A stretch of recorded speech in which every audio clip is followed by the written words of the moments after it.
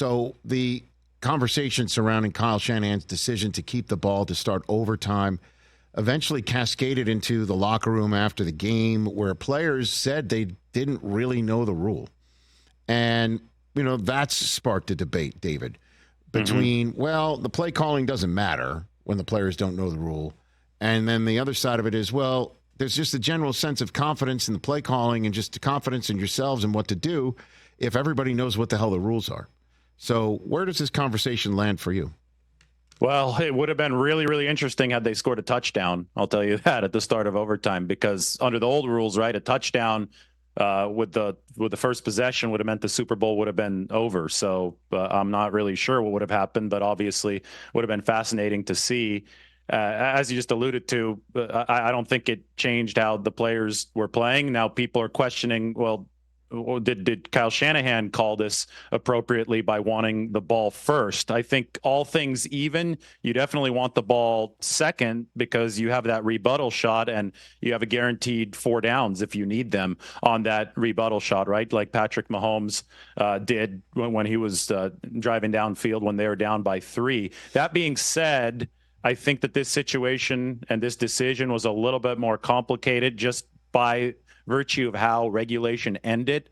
The 49ers were on defense when regulation ended, and they were not only gassed after Mahomes had driven down the field to set up the field goal to tie the game, but on the second to last play, they lost 2 defensive backs. They lost Jair Brown and they lost Deommodore Lenoir. Those were short-term injuries. They were able to come back about 10 minutes later, but they might not have had those 2 defensive backs, and they would have been down 3 starting defensive backs, including Talanoa Hufanga, plus Dre Greenlaw, who got hurt to start overtime. So I think that Kyle Shanahan just needed his defense to circle the wagons. He didn't want to throw his defense back out there, given the fact they were both tired and injured. Man, that Dre Greenlaw injury, right? I mean, he just ran around the field, right, and he just dropped down, right? That's basically what happened. He'd been dealing with Achilles tendonitis. He was on the injury report for that about two weeks prior, and it was something that he was maintaining, but obviously I think he was in the danger zone.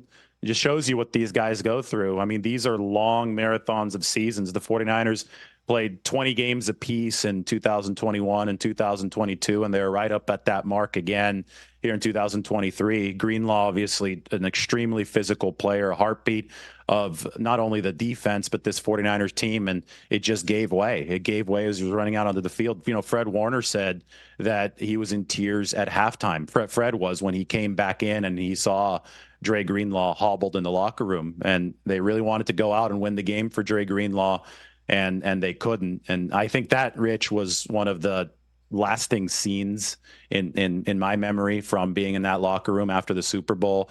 Obviously, nobody's even looking each other in the eye. It's one of those things where everybody's just staring off into space, but then you have Dre Greenlaw rolling through on crutches, and that to me just put the exclamation mark on how difficult it was for that team in that room at that time. Catch the Rich Eisen Show every single day on the Roku channel, 12 to 3 Eastern, for free.